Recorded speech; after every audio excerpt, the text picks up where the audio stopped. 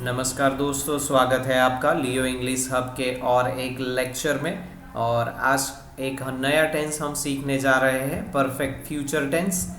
आपकी स्क्रीन पर आप देख रहे हैं। आगे बढ़ने से पहले हमेशा की तरह आपसे रिक्वेस्ट करूंगा कि हमारा चैनल सब्सक्राइब कर दीजिए, जिससे हमें भी सपोर्ट होगा और आप भी, आपका जो मिशन है, जैसा हिंदी बोलते हैं लिखते हैं वैसा ही इंग्लिश लिखना बोलना आप सीख सकते हैं, उसमें आप सफलता प्राप्त कर सकते हैं। जो नए व्यूअर्स हैं हमारे चैनल पर, जो दोस्त नए हैं, उनसे भी मैं उनको भी मैं सजेस्ट करूंगा कि वो पहले लेक्चर से, प्लेलिस्ट सेक्शन में पहले लेक्चर से सीखना शुरू करें। बहुत ही अच्छा रिजल्ट आपको मिलेगा।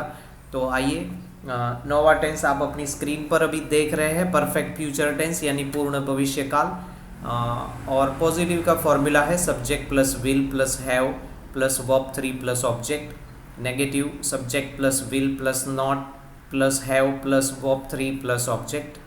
और यहाँ पर क्रियापद के भूत कृदंत का रूप, जो स्वरूप है उसका उपयोग होगा। वर्ब 3 यानी past participle form of the verb का उपयोग होगा पॉजिटिव नेगेटिव दोनों में। तो अब तक 3 हमने परफेक्ट टेंसेस सीखे हैं, पूर्ण काल सीखे हैं, परफेक्ट प्रेजेंट, परफेक्ट पास्ट और परफेक्ट फ्यूचर। इन तीनों में वर्ब 3 यानी कि past participle form of the verb का उपयोग हमने किया है। और आगे प्रैक्टिस सेंटेंसेस देखने से पहले एक ज़रूरी सूचना कि अगर आप पहले टेंस से रिवीजन करना चाहते हैं, रिफ़र करना चाहते हैं, simple present tense, simple past tense ऐसे ही आप देखना चाहते हैं, तो हमारा प्लेलिस्ट सेक्शन में लेक्चर नंबर 12 से आप शुरुआत कीजिए। अदरवाइज़ पहले लेक्चर से आप बार बार रिवीजन कीजिए, अच्छा रहेगा। लेक्चर्स में जो इंस्ट्रक्शन मिलते हैं आप उनको फॉलो कीजिए, बहुत ही अच्छा रिज़ल्ट आपको प्राप्त हो सकता है। नेक्स्ट स्क्रीन पर मैं अभी आपको प्रैक्टिस सेंटेंसेस दे रहा हूँ और हमेशा की तरह एक शॉर्ट स्टोरी है, आपको एक स्टोरी जैसा लगेगा।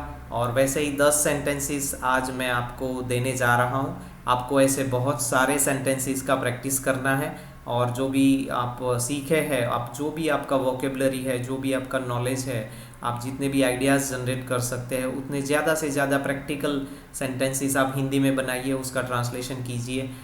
हिंदी में नहीं बनाना है आपका, अच्छा हो गया है अभी प्रैक्टिस, तो आप डायरेक्ट इंग्लिश में लिखिए। और लिखना भी नहीं है तो आप बोलने की भी प्रैक्टिस कर सकते हैं। तो आइए, पहला सेंटेंस आपकी स्क्रीन पर आ चुका है। मैंने मेरी या मेरे दोस्त को विवाह के लिए प्रस्ताव रख दिया होगा।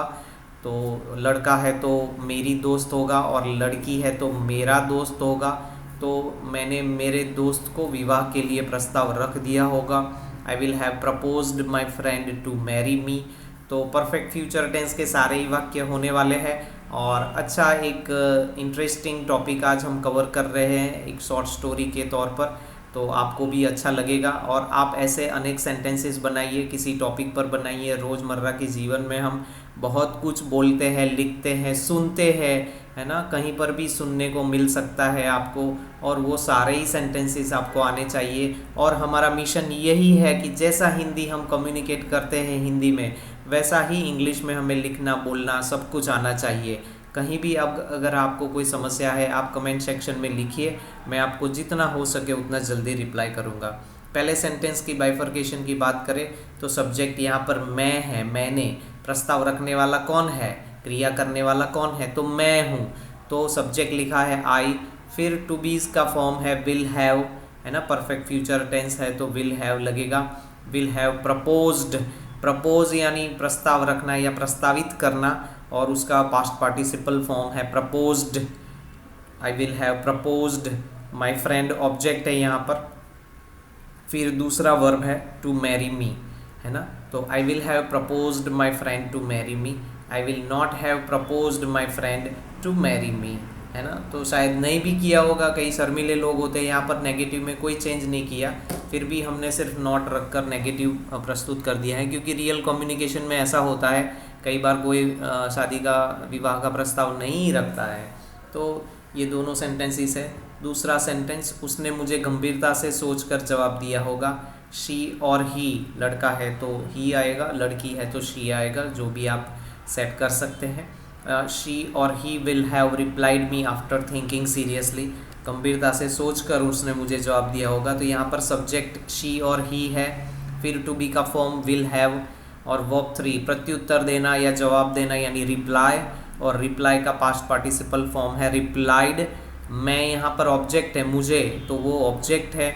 और आफ्टर थिंकिंग सीरियसली, शी और ही वॉन्ट हैव, विल नॉट का यहाँ पर विल का वुड भी होता है और नॉट के साथ उसको वॉन्ट एब्रीविएटेड फॉर्म कहते हैं।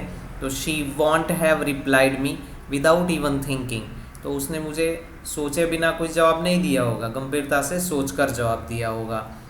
नेक्स्ट स्क्रीन पर अभी आपको तीसरा सेंटेंस देख रहे हैं। मैंने उसको मेरे बारे में सभी तथ्य बता दिए होंगे, सभी सच्ची जानकारी बता दी होंगी। I will have informed him और her with total facts about me. कुछ भी छुपाना नहीं है, ये है ना शादी वाली जो बातें होती है, विवाह की बातें होती है, हमें लगता है कि ये कर देंगे वो कर देंगे, तो ये ऐसा नहीं है। हमें सब कुछ जो भी है हमारे बारे में, ताकि पीछे बाद में आपको पछतावा ना हो या प्रॉब्लम्स ना हो, एक दूसरे को मिसट्रस्ट ना हो। जो कुछ भी है अगर वो एक्सेप्ट कर रहे हैं तो आप सब कुछ बता दीजिए। अगर एक्सेप्ट कर रहे हैं तो ठीक है, अदरवाइज़ आगे प्रॉब्लम नहीं होगी, है ना। तो आई विल हैव इन्फॉर्म्ड हर और him with total facts about me. About यानी मेरे बारे में, फैक्ट्स यानी तथ्य, इन्फॉर्म यानी बता देना, जानकारी देना, है ना। आई will not have hidden, hide होता है छुपाना, और उसका वर्ब 3 पास्ट पार्टिसिपल फॉर्म है hidden. I will not have hidden any information about me, मेरे बारे में मैंने कुछ भी नहीं छुपाया होगा। सारा ही सेंटेंस परफेक्ट फ्यूचर टेंस के है दोस्तों। उसने मुझे उत्तर देते समय मेरी पात्रता की जांच की होगी। शी और he will have tested my eligibility while replying. She और he will not have seen my wealth while replying.